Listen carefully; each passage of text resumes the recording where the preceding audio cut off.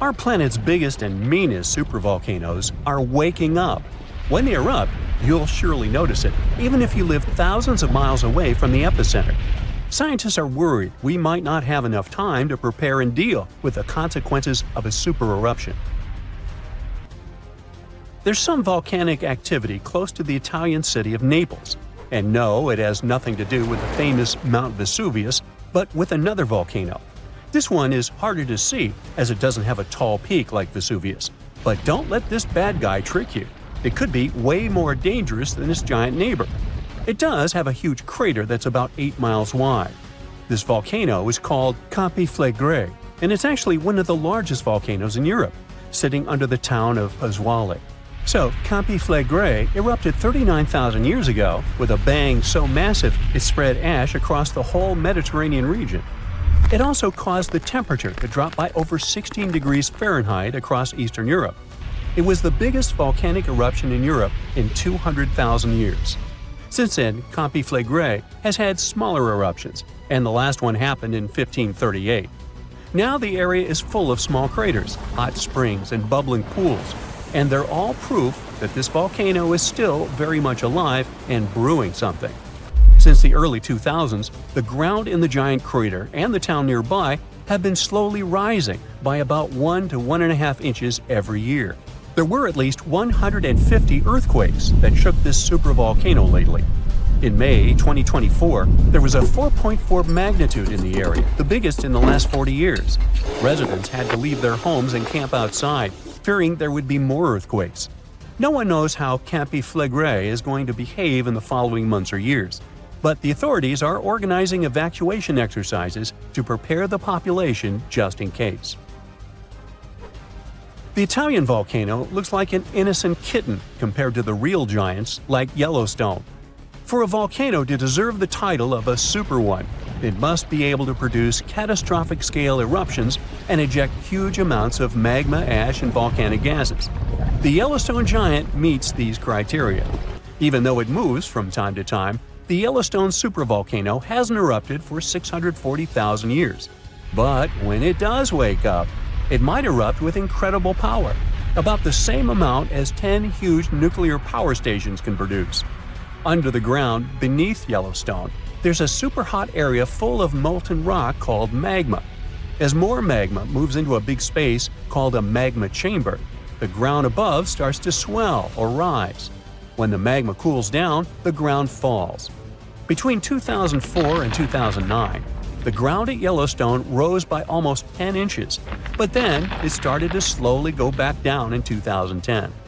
Scientists aren't sure if it's going to erupt anytime soon.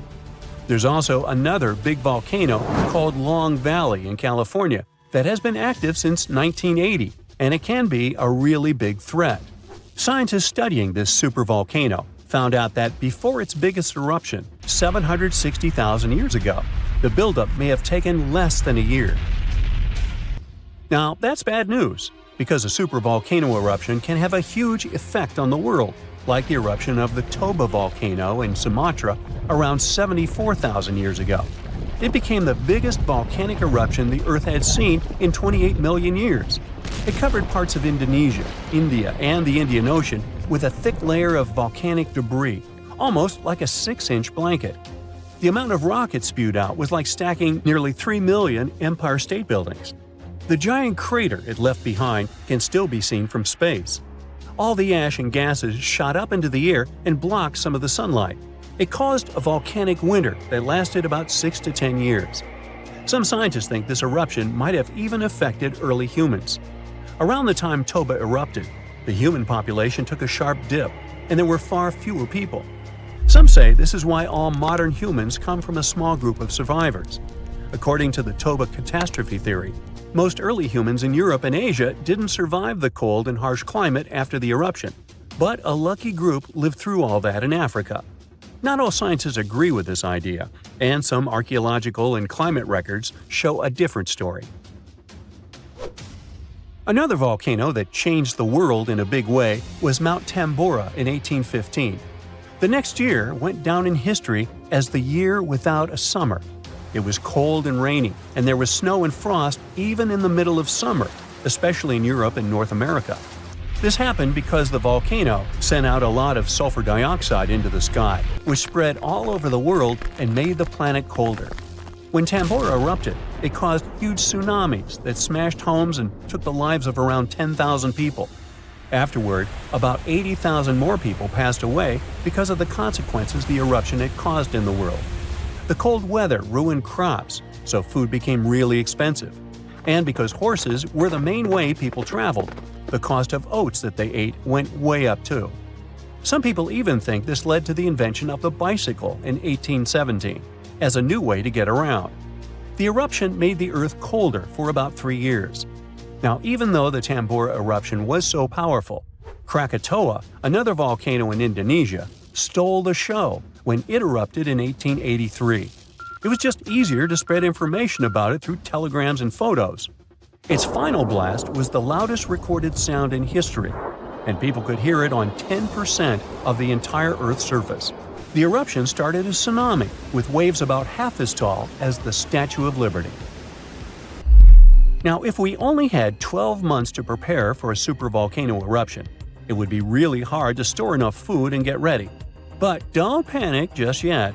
Supervolcano eruptions are very rare, and the last one happened 26,500 years ago in New Zealand. Scientists think that a super eruption happens once every 100,000 years on average. But the sad part here is that the Earth doesn't follow a perfect timeline. There could be clusters of super eruptions with shorter gaps between them and then longer quiet periods. Since there have already been 2 super eruptions in the last 100,000 years, there's always a chance one could happen again sooner than we expect. Plus, although there are places like Yellowstone and Long Valley where we expect volcanoes to erupt, there are less obvious possible hotspots. In Chile, there's a volcano called Laguna del Maule that has erupted in the past and left behind a huge crater. Over the last 20 years, the ground there has been swelling really fast, rising up to almost 1 foot a year. Some people are worried that this could be a sign of a big eruption coming. But scientists say there's not enough magma yet to cause a super eruption. In Bolivia, the Juturancu volcano is also acting up. It's part of a group of volcanoes that have caused super eruptions in the past. Since the 1960s, the ground around Juturancu has been lifting, but the last eruption was 250,000 years ago. Even though the magma might be rising, it's not enough to worry about just yet. The chances of a super eruption happening during our lifetime are 1 in 1,400, which is pretty low, so you don't need to worry too much.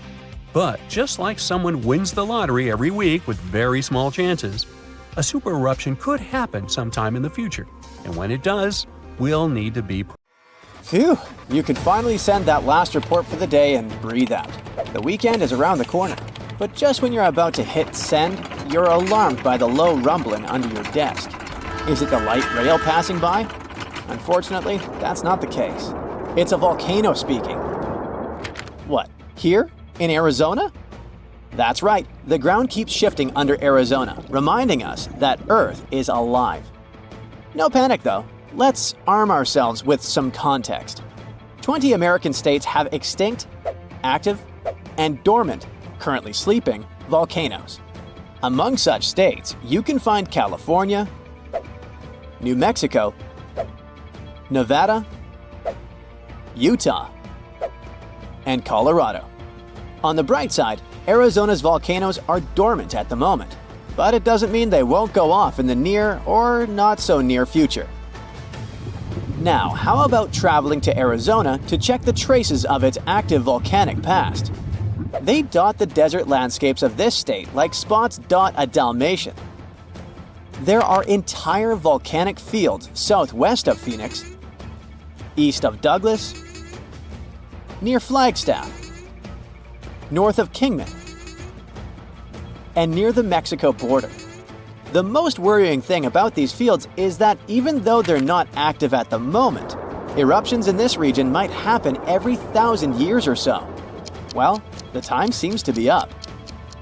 The last powerful and destructive volcanic eruption occurred around 1,000 years ago at the Sunset Crater. Oh, this place is worth paying more attention to. And we will, but a bit later. First, we have to talk about hotspots. No, not that place where you can surf the web.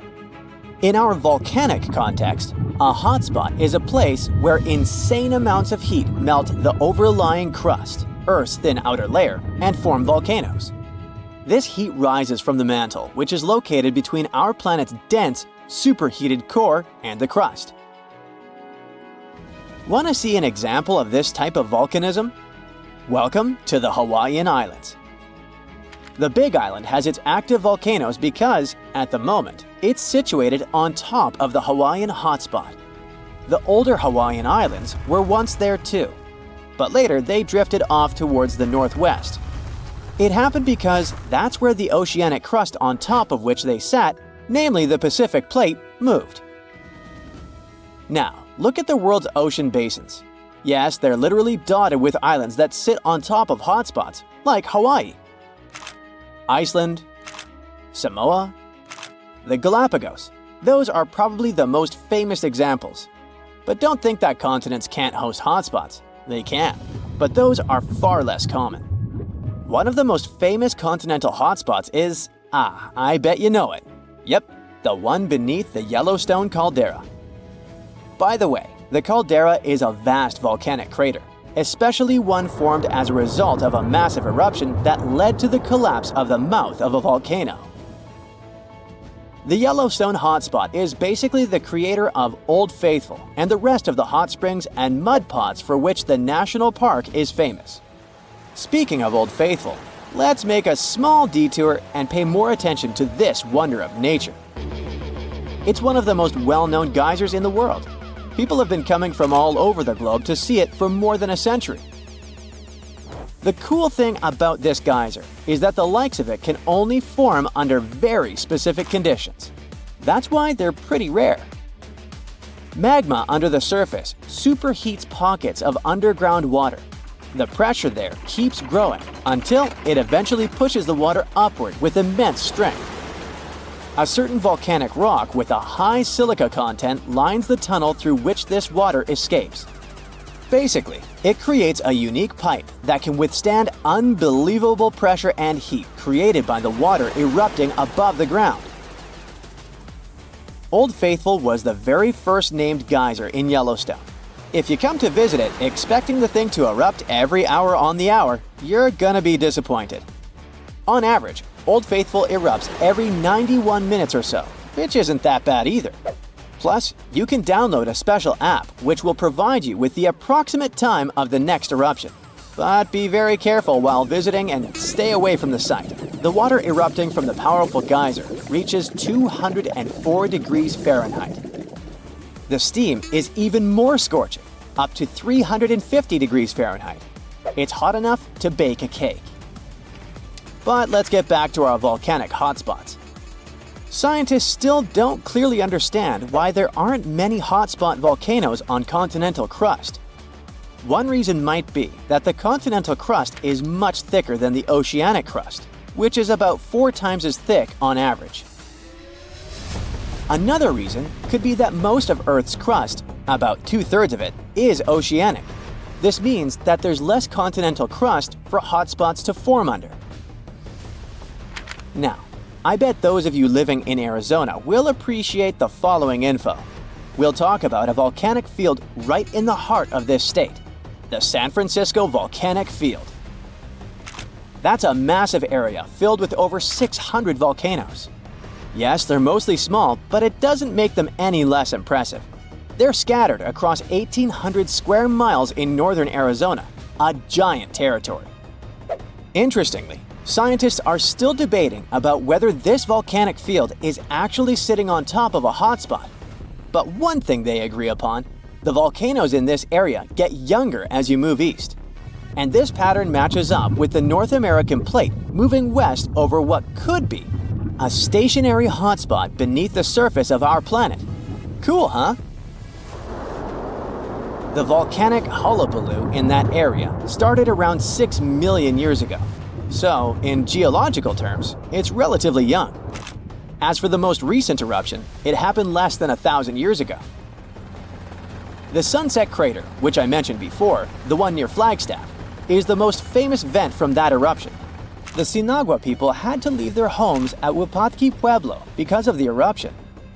That site is now part of the Wupatki National Monument. There, you can see how people lived in this volcanic region many years ago. If you go to explore this area, you'll notice that most of the volcanoes there are basalt cinder cones, small and steep. The Colorado Plateau has quite dry weather conditions. That's why the volcanoes haven't worn down much. Some of the best examples of those cones, like this one, called the SP crater, still look like they appeared yesterday. But look around. It's not just cinder cones. The San Francisco volcanic field also has a stratovolcano, as well as some lava domes that formed from volcanic rocks with more silica than basalt you can find in places like Hawaii. It means they're thicker and don't flow as easily. Anyway, the stratovolcano is going to be one of the most epic sights you'll come across while exploring this volcanic field. Well, not the stratovolcano itself, but the San Francisco peaks, the remains of that giant formation. They stand tall at more than 12,600 feet. That's 4.5 Burj Khalifas placed on top of one another. It makes the peaks some of the biggest landmarks in northern Arizona. They're not only stunning, but also sacred to the Native American people who have lived in the area for many generations. Now, unlike those super active volcanoes in Hawaii, the San Francisco volcanic field takes its time, thousands of years between eruptions. But you shouldn't relax just yet. Geologists say another eruption is likely to happen one day. It will probably occur in the remote eastern part of the field, away from big towns. Phew! And if that next eruption is anything like the one that formed Sunset Crater, it would be quite the show. Lava fountains and rivers of lava flowing. At the same time, the next eruption might not happen for centuries, maybe even millennia. Until then, the San Francisco volcanic field will remain a hidden gem of volcanic history, waiting for its next fiery performance.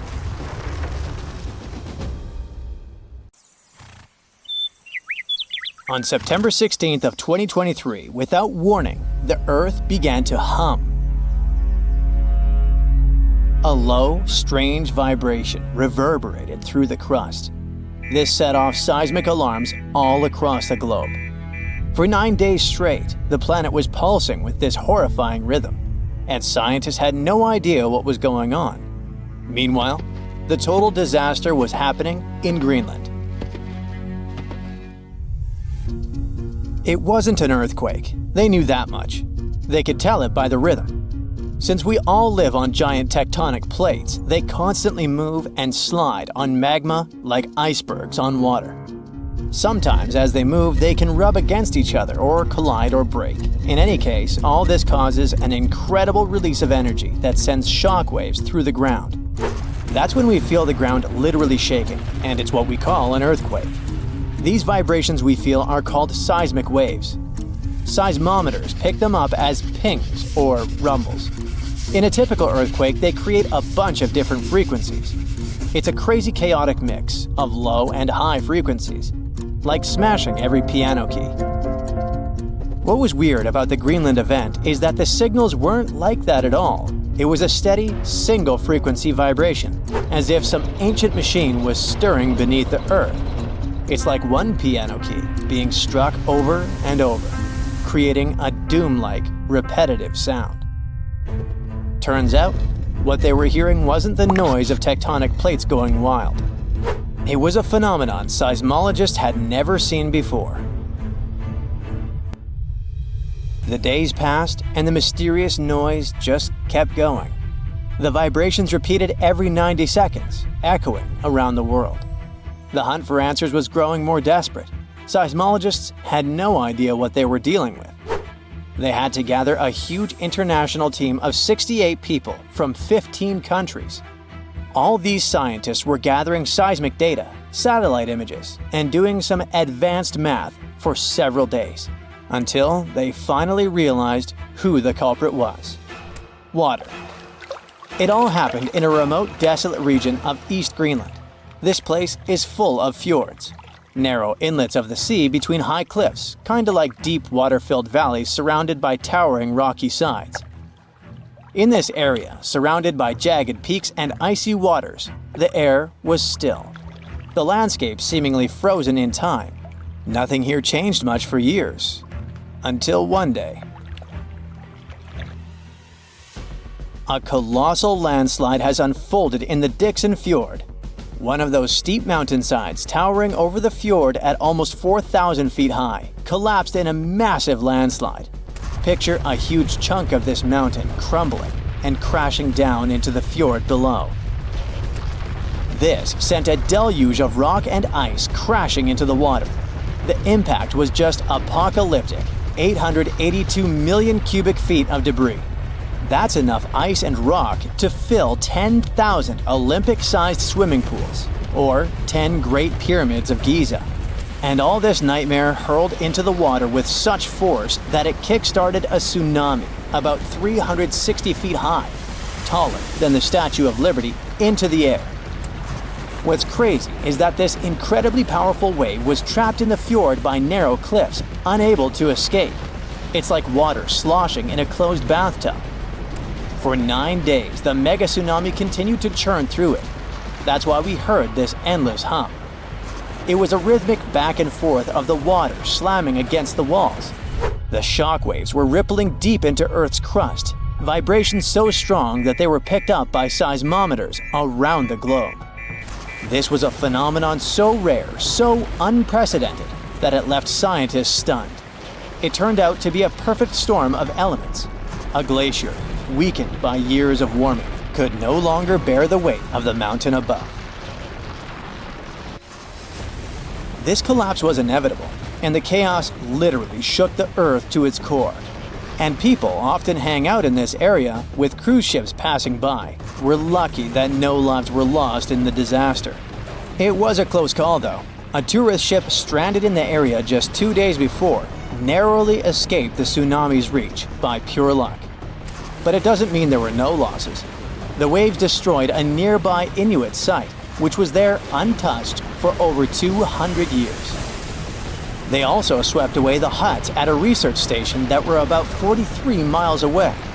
The vibrations traveled from Greenland to the South Pole in less than an hour. That just shows how dangerous events like this can be. And this isn't the only place where such catastrophes are happening. In the beautiful California community of Rancho Palos Verdes, the ground is shifting so quickly that it's tearing homes apart. The land there has always been kinda unstable. It has some unique geology. It's built on soft, clay-rich soil and sits on a geological fault line, which makes it prone to landslides. This means that this land is prone to slow, natural shifting over many years, even when no crazy weather is happening. It's been like this for decades, but usually it's slow and pretty manageable, like about a foot a year. Imagine a tree that you played with as a kid moving 20 feet to the left as you grow up. For decades, residents adapted. They built their homes on adjustable beams. This helped the houses to move with the land, and that strategy worked well until now. Recently, things have been getting much worse in the community. Now, the land is moving by a foot in a single week. That would be like if the same tree moved almost 960 feet since you were a child. The past 2 years have also caused some heavy rains, and the weather has been getting worse. This increased water content in the soil. The land became heavier and more prone to rapid movement. Now, this once idyllic seaside escape turned into a disaster zone. Cracks have appeared in closets, gardens, and roads, growing larger with each passing day. Streets that were once smooth are now buckled and twisted, with roads turning into a crazy theme park. Houses that once stood firm are being ripped from their foundations, some of them split in half. One of the houses had its front door 8 feet off the ground. Entire neighborhoods have been plunged into chaos. Utility companies had to switch off gas and electricity indefinitely to prevent potential disasters. The hardest hit is the coastal neighborhood of Portuguese Bend, where residents are living on the edge, literally. It always had amazing ocean views and cool sea breezes, with horses and peacocks still wandering the tree-lined streets. But now, it's like an earthquake hit. Only this time, the Earth isn't stopping. For many, this place feels like paradise, if only the land would stop shifting beneath their feet. So the locals don't give up. Some of them had to leave, but many are determined to stay and fight, despite the destruction. But they still have to pour in hundreds of thousands of dollars to save their properties. People have installed generators to keep the lights on and set up sewer systems and pumps to drain the groundwater causing the landslides. Some say that the only way for these neighborhoods to survive might be to go completely off-grid, installing power walls to store energy and stuff like that. People are trying their best to run the sewer system off generators. They hope that they could get rid of this water in the soil that's causing these hellish landslides in the first place. They're determined to fight, but they will need help and support from the government to fight this disaster. Landslides are actually more common across the US than many might think. And new maps and data show that tons of people in the country might be in danger. Scientists managed to create the first very detailed, very cool map that shows where these landslides might happen, county by county. It's based on a lot of data and the history of 1 million previous landslides. They say that nearly 40% of the United States is at risk of experiencing landslide activity, which could lead to some insane catastrophes in certain areas. Luckily, now both residents and engineers can keep this in mind. But all this shows how vulnerable we are to natural disasters, and how we should always stay alerted. If all the volcanoes on Earth suddenly erupted together, it'd be loud. We'd also have around 1,500 of these formations bursting at once.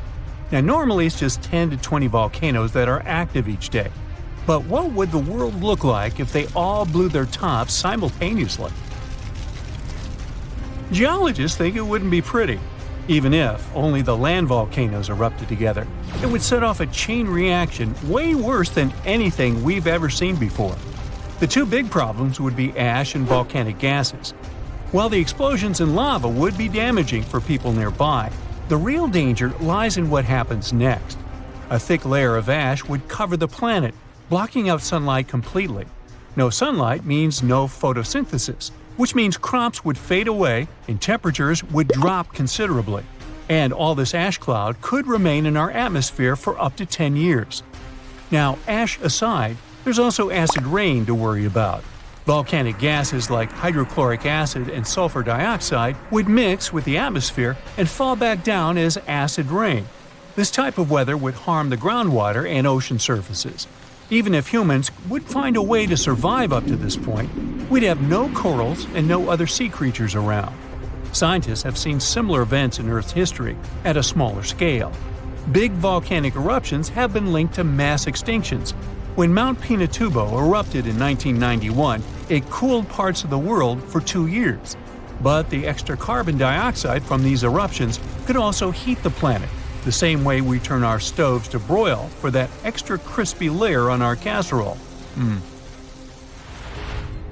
Geologists also mentioned that there's evidence in our atmosphere that stuff like this may have happened in the distant past. During the Cretaceous period, carbon dioxide levels were way higher than today, which made it difficult for marine life to thrive. Who would survive all this? Probably just some extremophiles, these organisms that survive in harsh conditions like hot springs or deep undersea vents. As for humans, we could all lay low in underground bunkers until things clear up, or build multiple space stations that could fit us all. Yeah, right. The chances of all volcanoes erupting at once, though, are very slim. Whew! That's because there isn't one giant source supplying all the volcanoes on Earth. Each one of these openings has its own deposit of magma, except for a few cases where they indeed share the supply. For example, in 1912, Nova Rupta in Alaska erupted alongside another volcano sharing magma. Scientists have also found evidence of magma hiding under volcanic areas, like under the Taupau volcanic zone in New Zealand. This magma can spread out horizontally for long distances, but is still just a local feature. Even if we consider all the magma under Taupau as one system, It's not connected to other volcanic areas like Indonesia or the Philippines. Because the great majority are isolated, volcanoes can't sync up to erupt at once. The magma comes from different processes like mantle decompression or adding water to the mantle through subduction. There's no way to make all these different volcanoes erupt together because of how tectonics work. Now, that doesn't mean we won't see interesting volcano activity in the future. Take an underwater area near British Columbia, where recently about 200 small earthquakes per hour have been noted. Deep beneath the Pacific Ocean floor, off the coast of Vancouver Island, magma is set to erupt, heating the water so much that it'll bubble like soda. However, this event will likely go unnoticed by anyone other than scientists. The anticipated eruption will most likely happen around 3 miles below the ocean surface. Scientists explain that the earthquakes range from negative to 4.1 magnitude, meaning only those nearby would feel any tremors. This unusual activity gives us a rare opportunity to study how the Earth's crust forms. The magma beneath the ocean floor is estimated to be almost 1,500 degrees Fahrenheit, but will cool rapidly upon eruption and contact with water. This runny rock will solidify upon contact with the seafloor, turning black quickly. This event will be useful for biologists too, who will have the opportunity to study the marine animals' response to any changes, like run! Antarctica, often seen as a vast icy continent, also holds a volcanic surprise beneath its frozen surface. Researchers have identified over 130 under the western ice sheet alone, making it the largest volcanic region on Earth. Most of these volcanoes, about 90, were only recently discovered in 2017. But could any of these Antarctic volcanoes actually erupt? Well, it depends on which volcano we're talking about. While these formations are relatively young in geologic terms, it's hard for scientists to tell if they're still active or not. There are only 2 confirmed active volcanoes in Antarctica, Deception Island and Mount Erebus. The latter, standing tall as the highest peak on the continent, has been continuously erupting since at least 1972. It's known for emitting gas and steam, and sometimes even throwing out rocks in what are called strombolian eruptions. One of its most notable features is a persistent lava lake in its crater, a rare phenomenon due to specific conditions needed to keep the surface molten. For instance, it's fueled by a steady supply of magma from deep within the Earth's mantle. This continuous inflow of molten rock provides the material for the lava lake to exist. It also features low ambient temperatures. Despite its location in Antarctica, Erebus has relatively mild temperatures in its summit region because of the heat generated by the volcanic activity. This allows the lava lake to remain liquid rather than freezing over. Deception Island, another active volcano, last erupted in the 70s. While it's currently not showing signs of imminent eruption, it's being monitored closely for any concerning activity. Apart from these 2 being confirmed to be active, Antarctica is dotted with fumaroles, openings in the Earth's crust that release gases and vapors. Sometimes these fumaroles can create icy towers reaching heights of 10 feet. What we should focus on is maybe supervolcanoes. They're this type that has the potential to produce the most massive and destructive eruptions. Unlike the typical one, which has a single vent, supervolcanoes have a vast magma chamber beneath the surface, spanning tens or even hundreds of miles in diameter. Their eruptions can have catastrophic effects on the surrounding area and even impact global climate patterns because of the amounts of ash and gases they spill out into the atmosphere. One famous supervolcano is the Yellowstone one, which some say is gearing up for another eruption. It has the capacity to unleash a colossal eruption, spewing over 240 cubic miles of material. As much as we'd like to predict its behavior, volcanoes don't stick to a calendar. On the contrary, eruptions simply happen when there's enough magma beneath the surface. There also needs to be enough pressure for the magma to travel upwards. As far as we can measure, these conditions are not currently met at Yellowstone. Sure, many volcanoes operate on a cyclical pattern, but that doesn't mean Yellowstone is overdue. In fact, Yellowstone has had just 3 major eruptions over the past 2.1 million years. Also, the term supervolcano refers to the formation's size, not necessarily how fussy it is. Yellowstone's monitoring is extensive, tracking seismicity, ground deformation, thermal emissions, gas, water chemistry, and surface changes. Signs of an eruption would include thousands of earthquakes over a short period. We'd also see deformation on the ground and weird gas emissions ahead of time. Stable as it might look like for now, the consequences of it having a major eruption could look ugly. Ash dispersion could blanket a 500-mile radius, potentially disrupting Midwest agriculture and clogging waterways. Ash and gas emissions into the stratosphere could induce global climatic effects, making our planet colder for several years.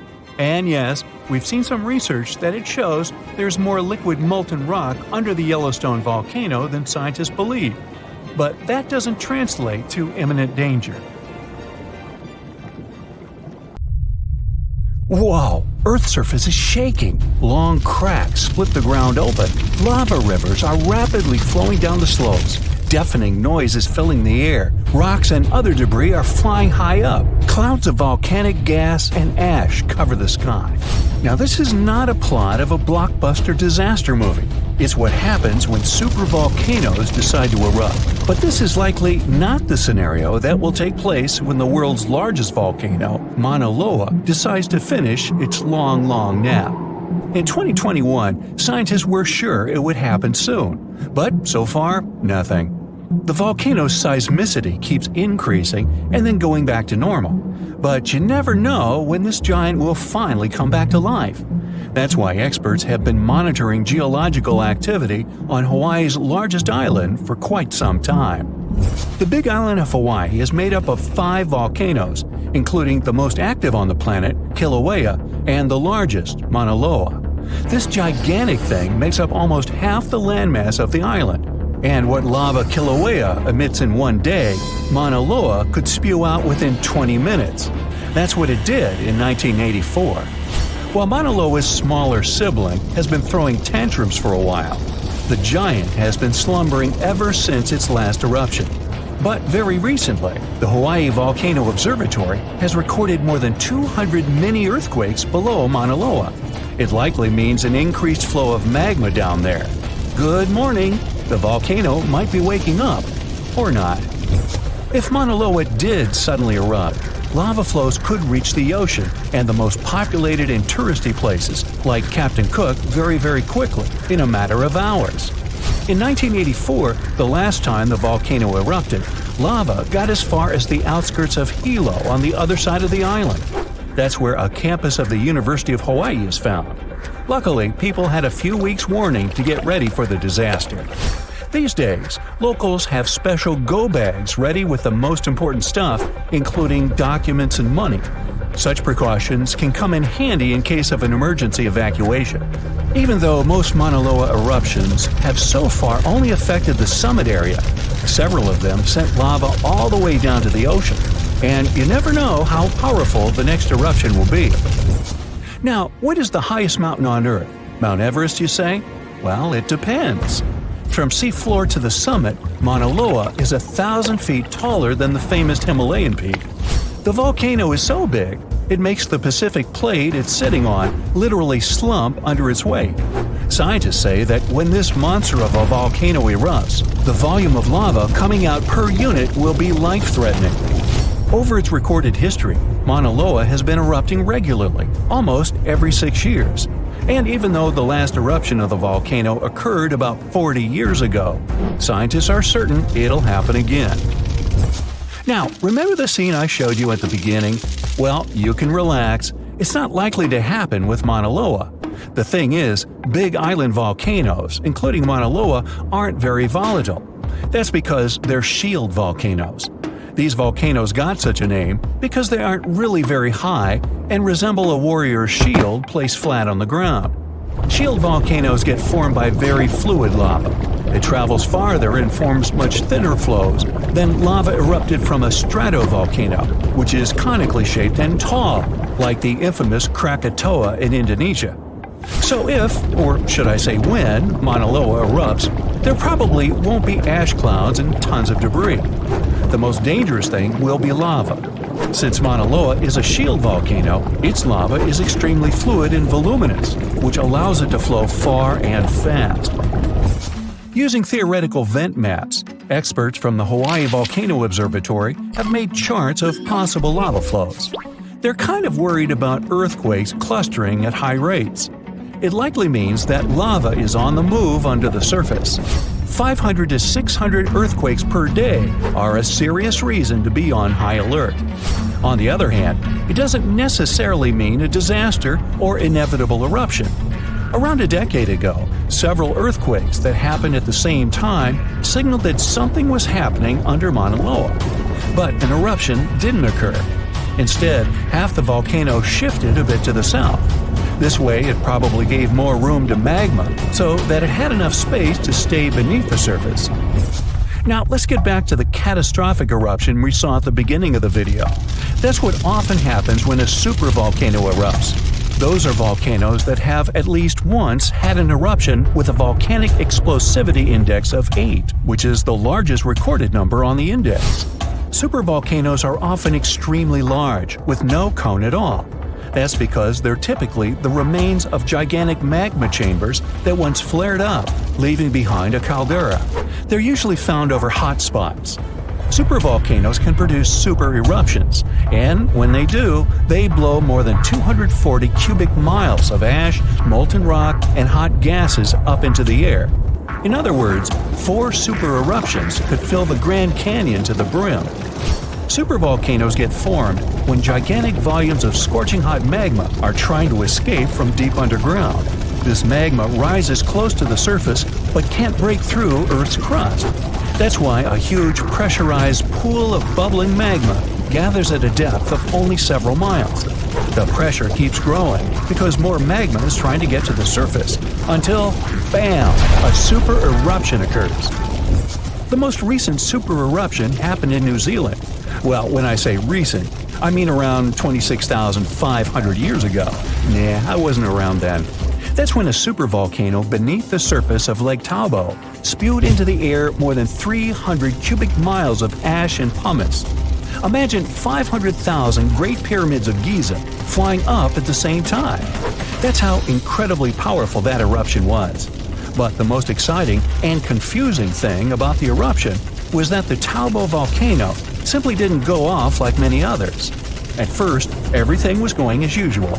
More than 200 square miles of magma had built up under the surface, and the pressure was getting higher and higher. But after the rock cracked and the first part of lava rushed out of the crater, something went wrong, and the supervolcano took a break.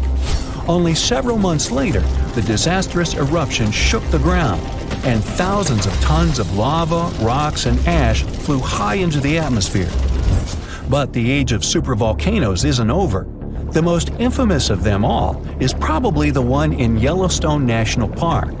This giant handles at least 3 mega-powerful eruptions, and who knows how many smaller ones. If this monster erupted anywhere as strongly as it did 2.1 million years ago, it would spit out more than 588 cubic miles of red-hot material. You can probably picture it more vividly if I tell you that this volume is comparable to 65 million Capitol rotundas in Washington, D.C. piled together. Wow. Anyway, scientists are sure that Yellowstone doesn't present any danger these days. For an eruption to happen, magma inside must be at least 50% molten. With the Yellowstone caldera, this number is just 5 to 15%.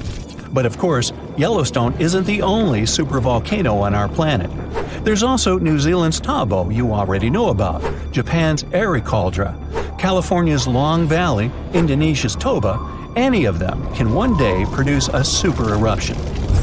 There are also several so-called supervolcanoes that haven't lived up to this name yet because they've never produced anything like a super eruption. For example, in 1883, Indonesian volcano Krakatoa went off. The power of the eruption tore the volcano's walls open, and cold seawater rushed into its molten insides. The difference in temperature made the volcano blow up with a deafening boom. It was clearly heard 2,000 miles away in Australia.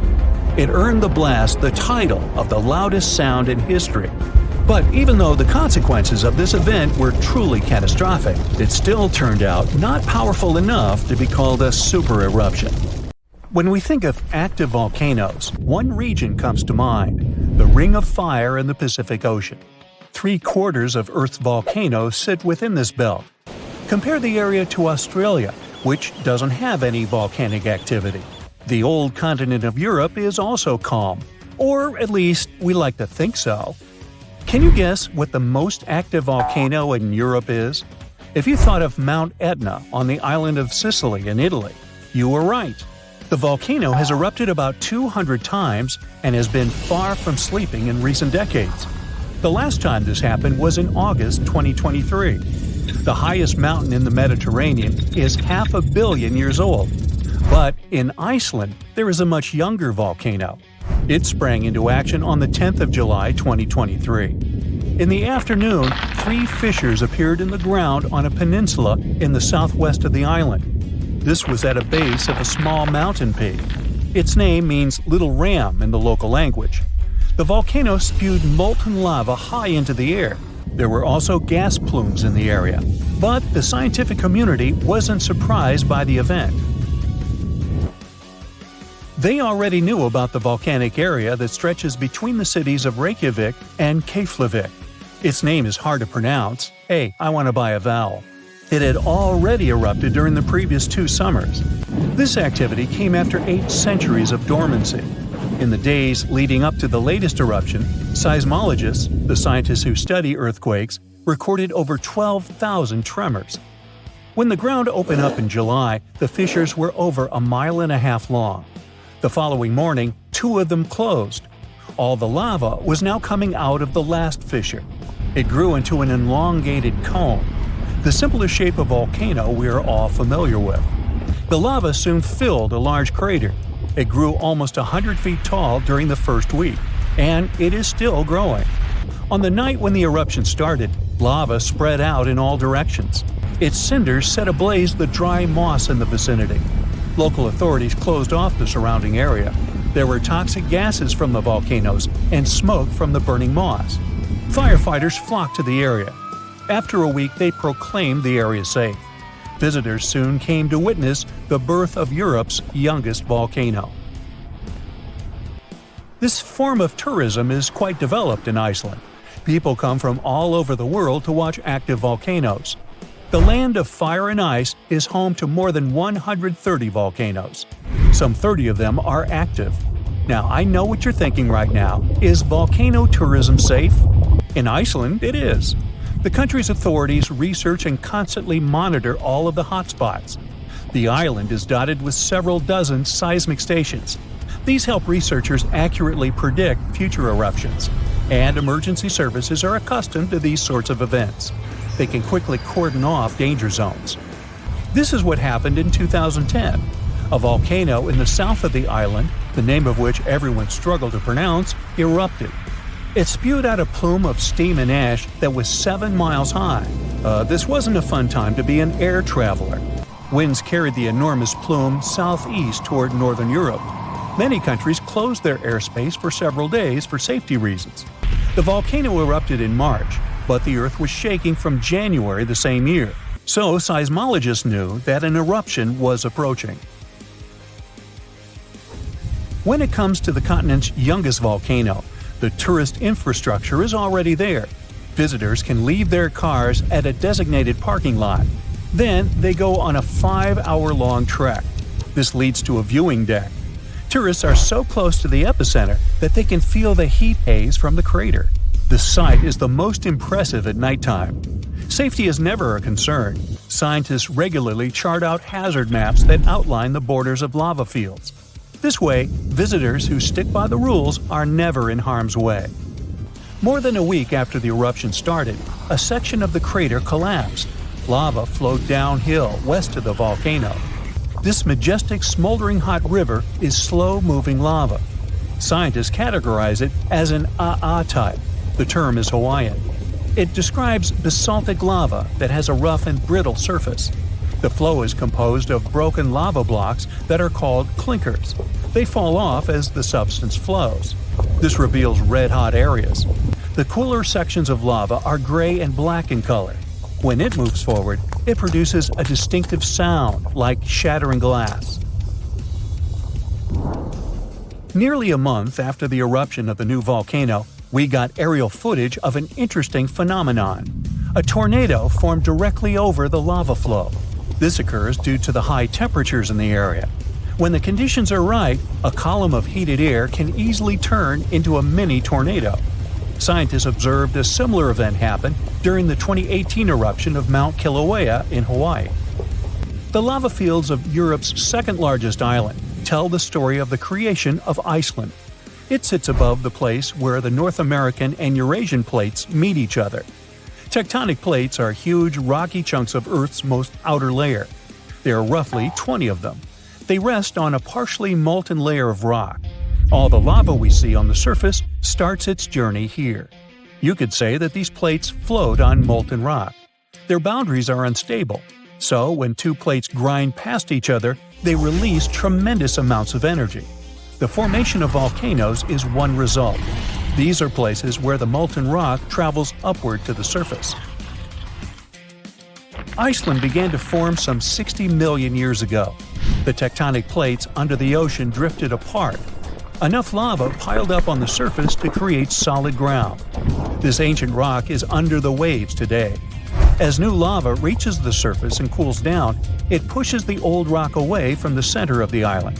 That's why the oldest parts of Iceland aren't 60 but only 16 million years old. The country's active lava fields are young in geological terms. Some of them are under 1,000 years old. Scientists consider the island a hot spot for volcanoes, pun intended.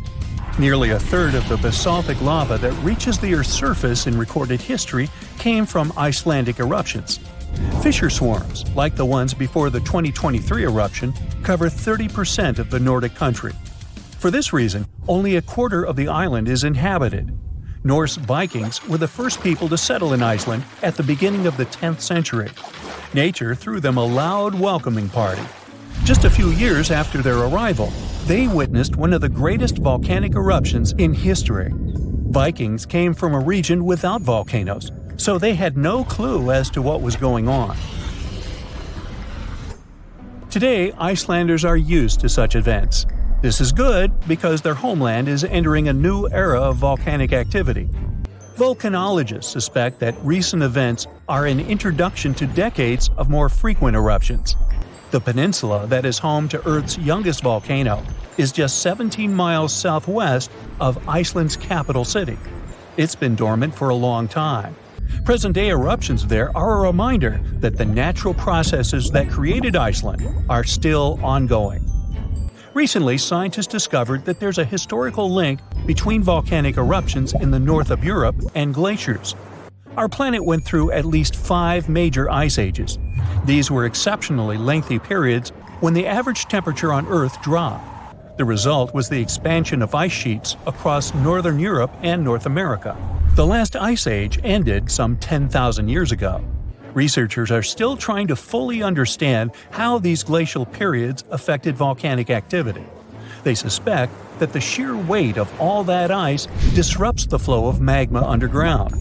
When glaciers retreat, the pressure is lifted. This makes it easier for lava to flow upward to the surface where it bursts.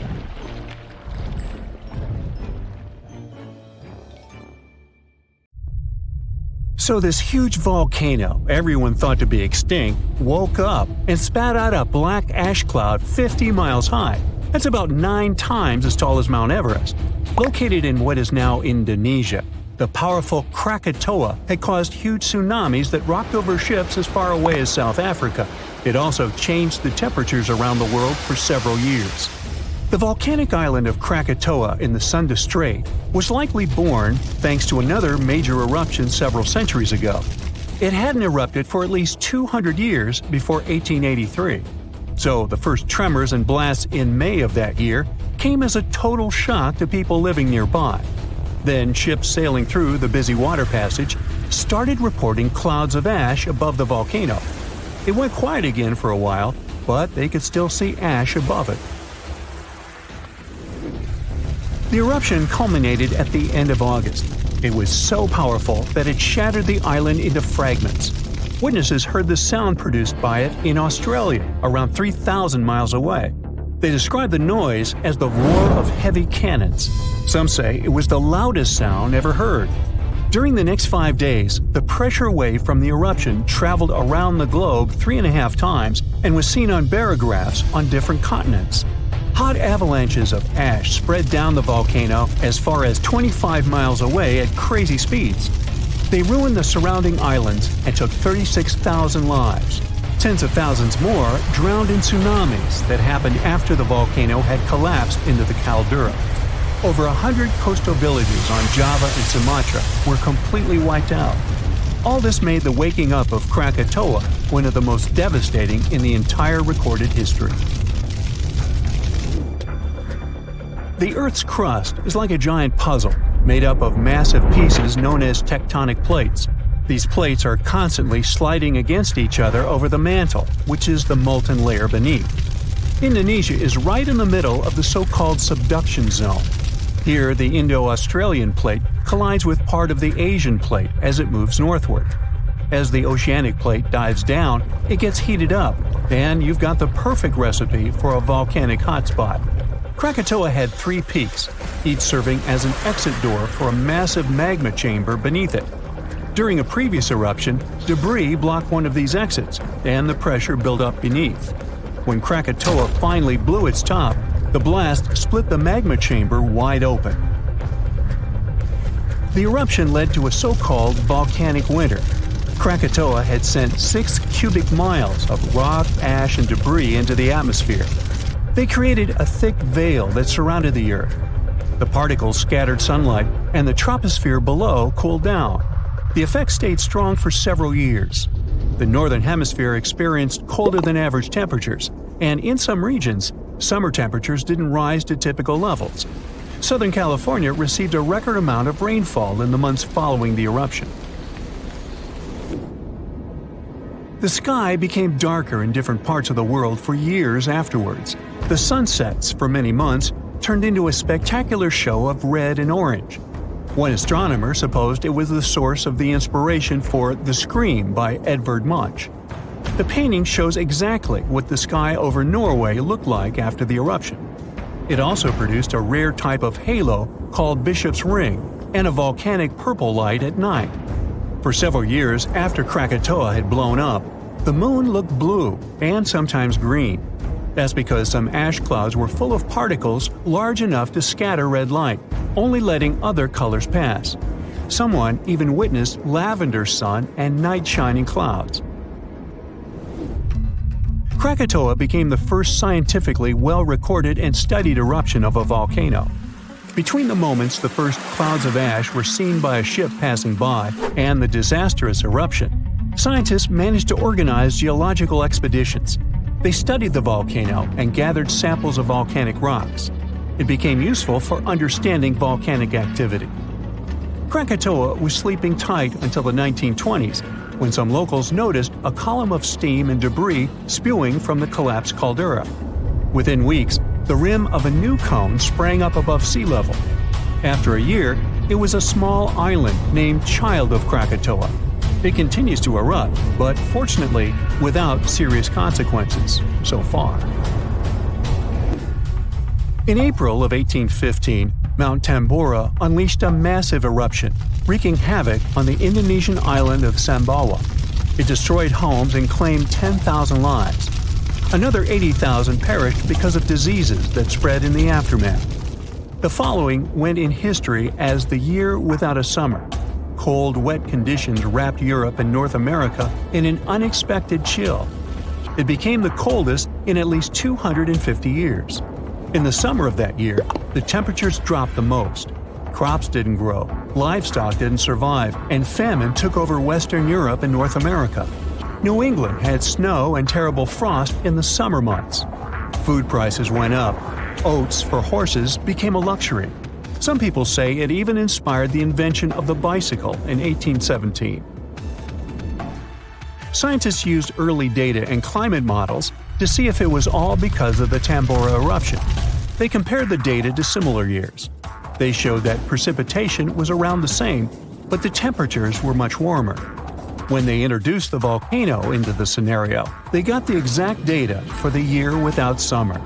They say that a powerful volcanic eruption like that one increases the likelihood of extreme cold by up to 100 times.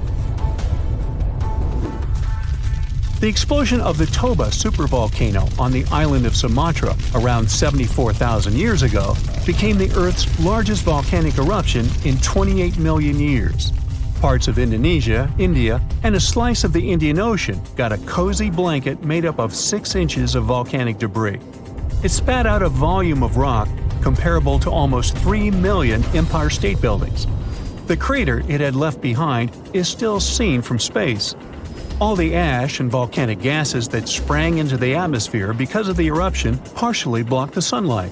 A severe volcanic winter began and lasted for 6 to 10 years. Some anthropologists see a connection between the Toba eruption and how limited modern humans are when it comes to genetic variety.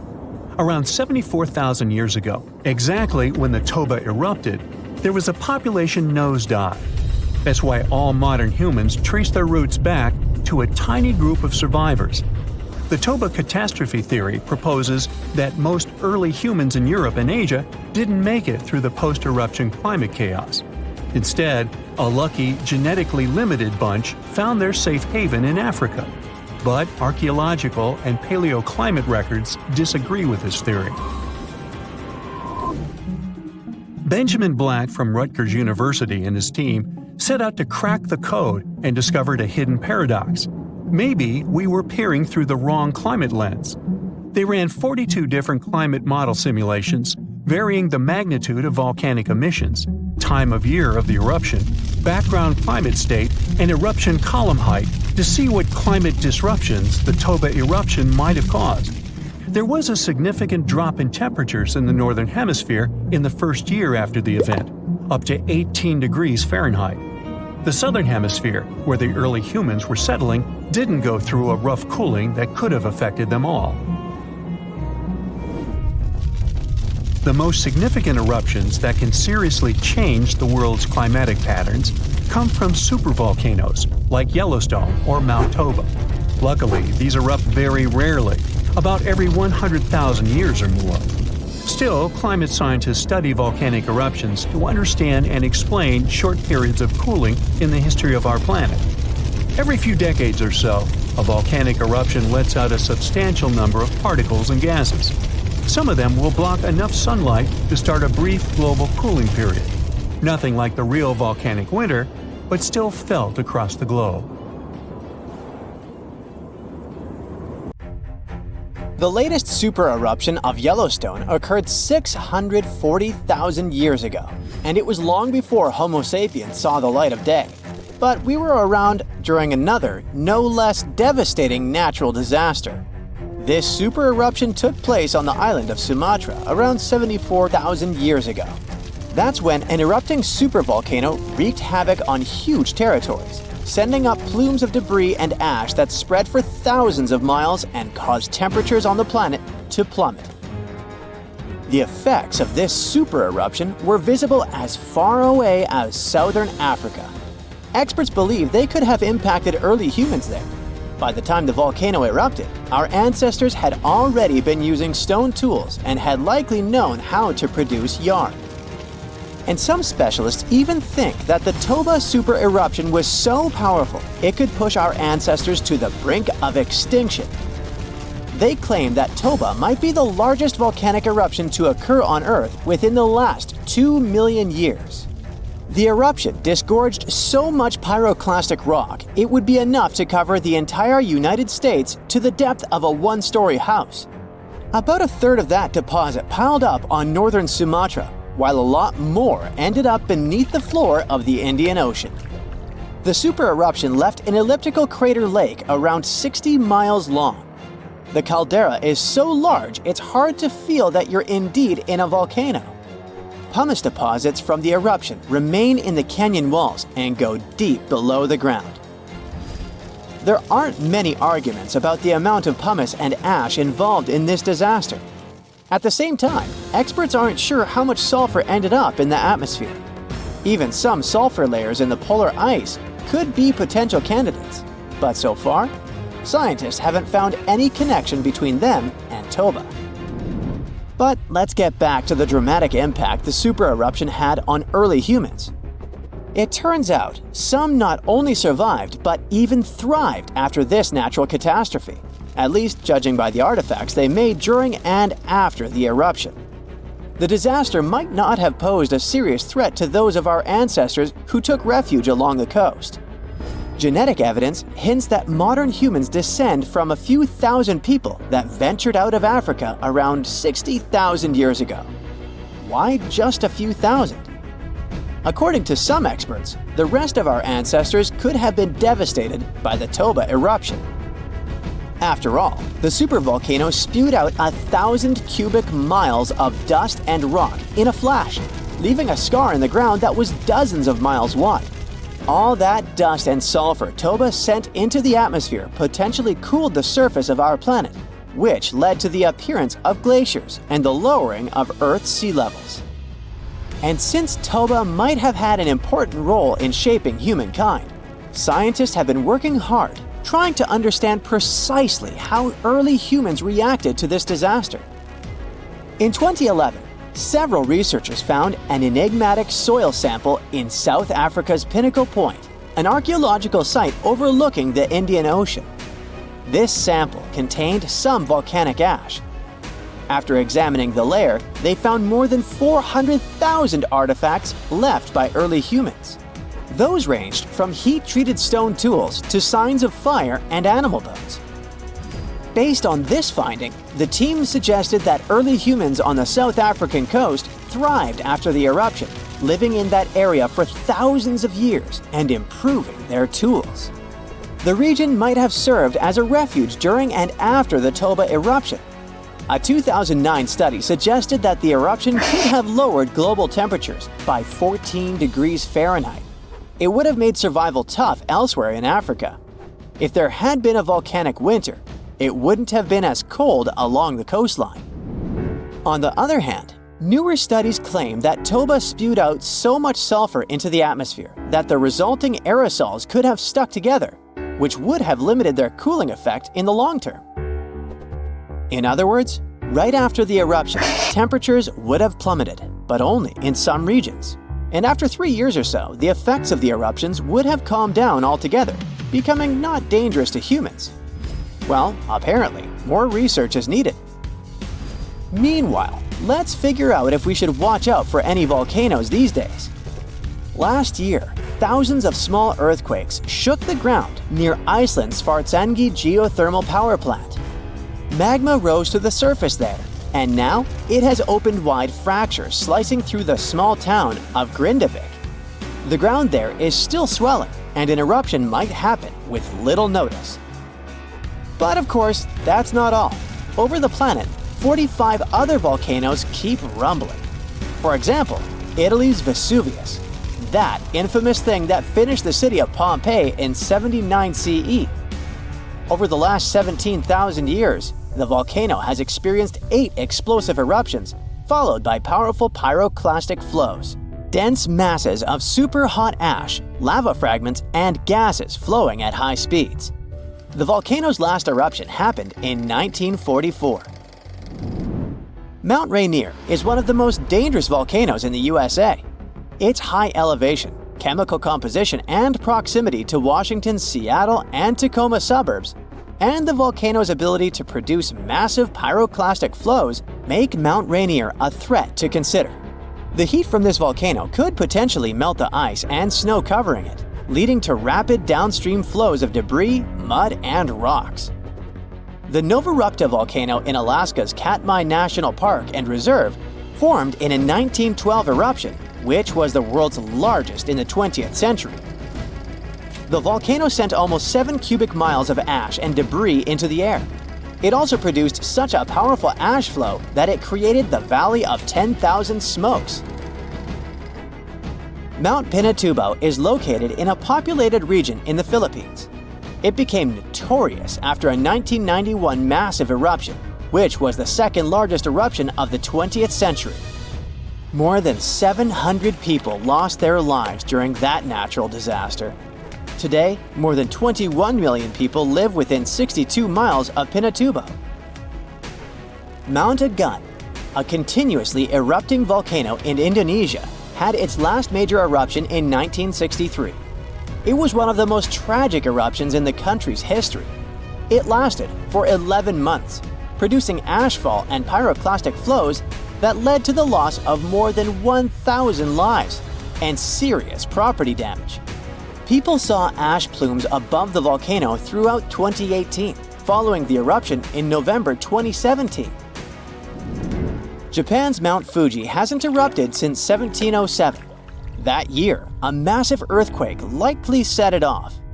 In 2014, experts warned that Fuji could be at risk of another eruption following the 9-magnitude earthquake that shook Japan in 2011.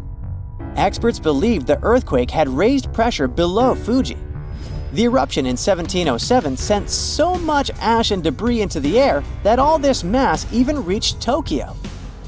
Should Fuji erupt again, it would affect more than 25 million people in the surrounding areas. The eruption of Washington's Mount St. Helens in 1980 was one of the most destructive volcanic events in U.S. history. 57 people, as well as thousands of animals, lost their lives during that natural disaster. The eruption also destroyed around 200 square miles of forest. Experts think that Mount St. Helens' history of massive eruptions means that future catastrophes are bound to happen. The next explosive eruption might send large amounts of ash all over the Pacific Northwest. No wonder the volcano is under close monitoring. One of Indonesia's most active volcanoes, Mount Merapi, has been erupting for centuries. NASA claims that the biggest risk of this volcano is pyroclastic flows, which can spread over vast areas and harm loads of people. For the last time, Merapi erupted in January 2024, sending plumes of smoke into the air. These days, more than 24 million people live in the area surrounding this volcano. The largest volcanic region on Earth is not in Africa or Japan, but under the ice of Antarctica. Scientists found 138 volcanoes in its western part, and if they decide to go wild, you'll surely notice it. They could melt huge amounts of ice that will move into the ocean, raise its level, and make our planet uninhabitable for humans. But before you pack your things to fly away to another planet, hear me out. Only 2 of the Antarctic volcanoes are officially classified as active now. And it would take a whole series of eruptions, decade after decade, to seriously impact the whole world. Mount Erebus, one of the 2 Antarctic volcanoes currently in action, proudly bears the title of the world's southernmost active one. It has been continuously erupting since at least 1972. It emits plumes of gas and steam and sometimes even spews out rocks, and scientists call it Strombolian eruptions. One of the coolest features is a lava lake in one of its summit craters, with molten material on the surface. Such lakes are rather rare because they need certain conditions to make sure the surface never freezes over. The second active volcano is Deception Island, a horseshoe-shaped landmass. It is the caldera of an active volcano that last erupted over 50 years ago. Scientists who monitor it say it shouldn't go wild anytime soon. Antarctica also has plenty of fumaroles. Those are volcanic vents that release gases and vapors into the air. In the right conditions, they can spew out enough stuff to build fumarolic ice towers up to 10 feet tall. Scientists keep an eye on the Antarctic volcanoes with seismometers that detect when the Earth starts trembling from volcanic activity. Sometimes they also use more complicated tech, but it's all really challenging because of how far away this polar region is and how tricky it is to get there. That's why no one can predict when one of the continent's volcanoes that are now sleeping might erupt. We can guess what this waking up would look like if we analyze the events from nearly 20,000 years ago. So, shall we? One of Antarctica's sleeping volcanoes, Mount Takahe, had a series of eruptions and spewed out a good amount of halogens rich in ozone back then. Some scientists say these events warmed up the southern hemisphere. Glaciers started to melt, and helped finish the last ice age. For these events to repeat, we'd need a series of eruptions with substances rich in halogens from one or more volcanoes that are now above the ice. It's an unlikely scenario, but since it already happened in the past, it's not completely impossible. As for volcanoes hiding under a thick layer of ice, it looks like their gases would hardly make it to the atmosphere, but they would be strong enough to melt huge caverns in the base of the ice and produce a serious amount of meltwater. The West Antarctic ice sheet is wet and not frozen to its bed, so this meltwater would work as a lubricant and set the overlying ice into motion soon. The volume of water that even a large volcano would generate in this way is nothing compared to the volume of ice beneath it. So a single eruption wouldn't make a difference. But several volcanoes erupting close to or beneath any of the western Antarctica's big ice streams would. Those ice streams are rivers of ice that take most of the frozen water in Antarctica into the ocean. If they change their speed and bring unusual amounts of water into the ocean, its level will rise. As the ice would get thinner and thinner, there would be more and more new eruptions. Scientists call it a runaway effect. Something like that happened in Iceland. The number of volcanic eruptions went up when glaciers started to recede at the end of the last ice age. So it looks like, for massive changes, several powerful volcanoes above the ice with gases full of halogens need to get active within a few decades of each other and stay strong over many tens to hundreds of years. Antarctica stores around 80% of all the fresh water in the world, and if they melted all of it, global sea levels would rise by almost 200 feet. And then we'd have to look for a new planet to live on. But this again is an unlikely scenario. It's more likely that the eruptions under the ice will lubricate ice streams and seep water into the ocean, but it wouldn't be the end of the world.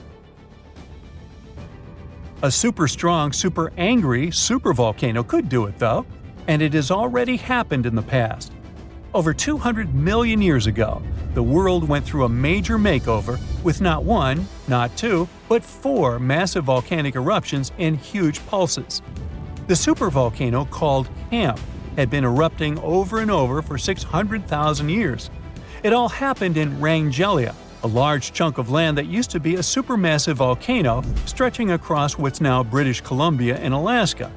And it wasn't the lava or the volcanic ash that ruined the environment. The eruption made carbon levels skyrocket.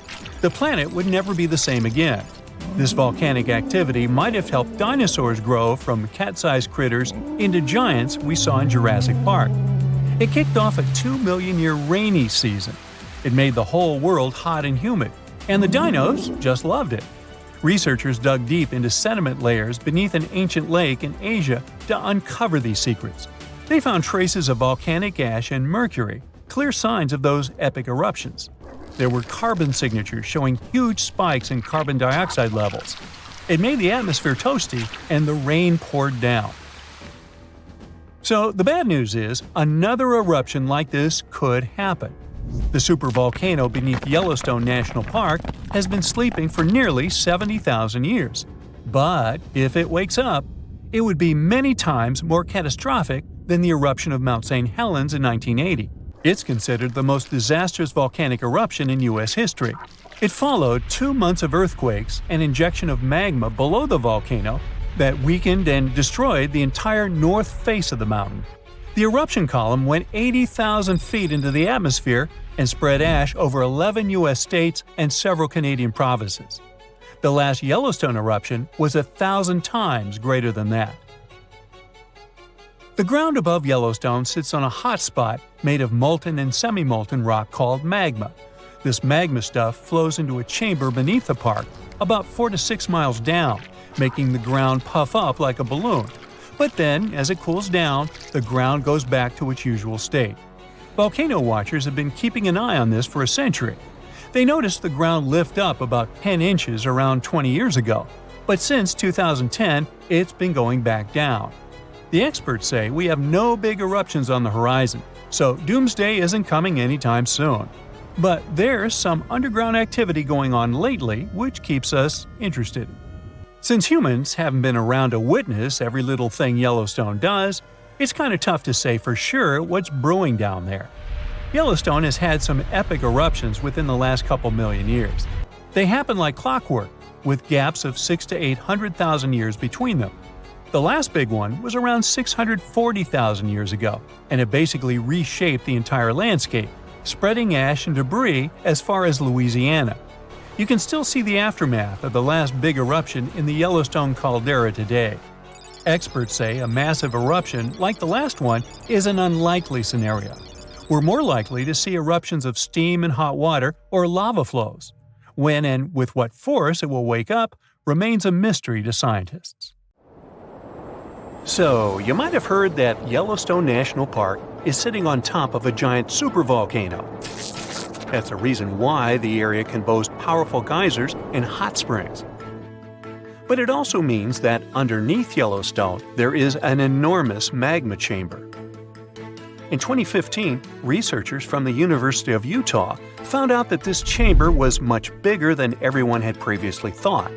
They even found one more reservoir with magma under the top one. Apparently, the more spacious the chambers are, the more magma they contain. Together, the two reservoirs store a glob of magma that could easily fill the Grand Canyon not once, but 11 times. But you know the most worrying thing about the magma chambers? They tend to push against the ground above them. As a result, the land in Yellowstone rises about 1 to 2 inches a year. On top of that, Yellowstone has the status of an active volcano, and its volcanic explosivity index, yes, there is one, is 8 out of 8. Such a high number means that if this volcano erupted, it would be an apocalyptic event. To put it into perspective, the eruption of Pinatubo in the Philippines in 1991, which is considered the most powerful in living memory, was given a mere 6 on the volcanic explosivity index. Ha! Loser. Now, let's figure out if there's anything to worry about. In March 2023, the University of Utah seismograph stations recorded 354 earthquakes in the entire region of Yellowstone National Park. Sounds like a lot.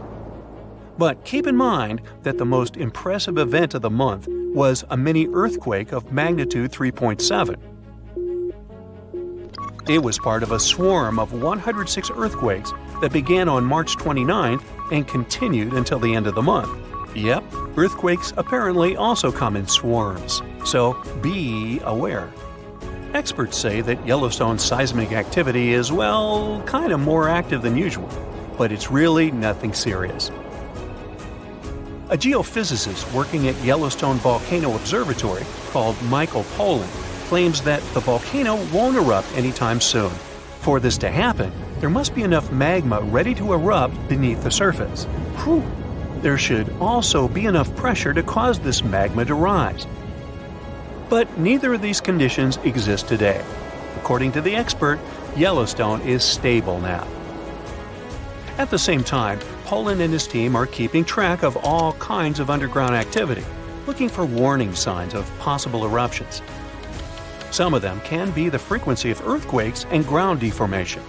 Thousands of mini earthquakes, coupled with extreme changes in the surface of the ground in that area, can be alarming. The team also monitors the temperature of the park's thermal features. That's another noteworthy sign of a potential disaster. Park-wide changes in geyser activity, as well as gas and thermal emissions. So, despite the media claims that Yellowstone is due to erupt soon because the last eruption happened 70,000 years ago, that's not how volcanoes work. Experts say that it's one of the most popular misconceptions about volcanoes. They don't follow timelines. If a supereruption did happen, though, the most worrying thing for us would not be the lava flows, and not an earthquake that would most likely accompany the natural disaster. No, the worst consequence of such a supereruption would be ash and ashfall. Let's have a look at what it was like when the Yellowstone volcano erupted many years ago. There have been at least 3 supereruptions in the history of the volcano. The most powerful of them was 2,500 times more devastating than the terrifying eruption of Mount St. Helens in Washington state in 1980. As for the most recent supereruption, it was dubbed the Lava Creek eruption. It formed the Yellowstone caldera after spewing out an insane amount of dust, volcanic ash, and rock into the air. Recently, scientists have also learned about two other previously unknown supereruptions that happened around 9 and 8.7 million years ago. The younger of the two is now considered to be the largest recorded event of the whole Snake River Yellowstone volcanic province. Anyway, let's have a look at what was going on all those millions of years ago. Because I wasn't around then, so we're all assuming this stuff based on evidence. The first signs of the disaster appeared long before the catastrophe broke out. For thousands of years, the heat had been welling up from within the planet's insides. It had been melting rock beneath the planet's crust and leaving behind huge chambers. They were filled with a pressurized mixture of semi-solid rock, magma, water vapor, and different gases, including carbon dioxide. All this scorching underground soup was expanding since more and more magma arrived with time. The land over the volcanic system was rising upward almost unnoticeably. A year before the supereruption, Yellowstone gave a warning, a burp maybe, but that long ago there was no one who could interpret these signals. Plus, those alarming processes were mostly going on underground. For example, decompression releases gas bubbles. While bursting, such bubbles can often power particular kinds of eruptions. Months before the eruption, small-scale earthquakes became more frequent and more intense. The ground in many spots all over the supervolcano got hotter than it used to be. Surface lakes and groundwater also became warmer. If people had been around at that time, they would have noticed unusual steam fogging in that area. Not long before the eruption started, the growing pressure pushed the ground over the magma chamber up. This created a dome-shaped uplift. Narrow cracks started to open along the edges of this dome. Imagine opening a bottle of soda after you've shaken it. Something like that was happening near the volcano. Think Mentos and Diet Coke. The pressure was released through the fractures when gases were bursting out from under the surface. So right before the disaster, the ground around the Yellowstone volcano lifted. Geothermal pools and geysers heated up to boiling temperatures and got more acidic than usual. The magma started to rise toward the surface. At one point, the rock roof of the magma chamber couldn't resist anymore, and the eruption kicked off. Small but constant tremors began to move the ground days before the catastrophe. But the real shaking didn't start until several minutes before the eruption. With a deafening roar, a massive column of lava and ash hurled up into the air.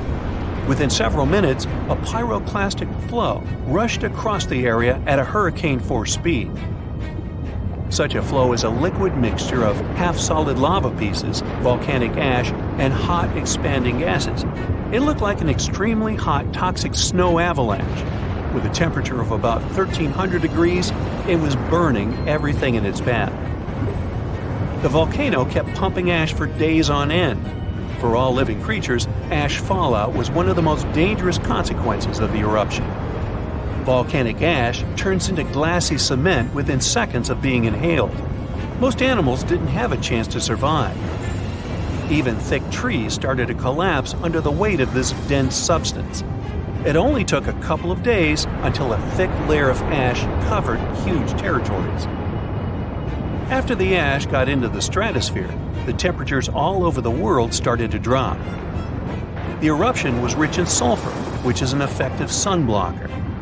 That's why it soon got so cold that there was no summer in the whole world for the next several years. Animals couldn't find food and clean water. This natural disaster, called the Gray's Landing supereruption, was colossal. That's how researchers described it in their recent studies. It affected a huge territory. The streams of lava enameled an area as large as New Jersey in scorching hot volcanic glass. It instantly sterilized the land surface, wiping out all the plant life that had been thriving there before. Now, if such an eruption were to happen these days, it would cover Colorado, Utah, and Wyoming with almost 3 feet of toxic volcanic ash. Many regions would be plunged into darkness. Even the coast, where most Americans live, would experience problems with the spread of the ash cloud. It would destroy crops and contaminate pastures, ruin power lines and electrical transformers.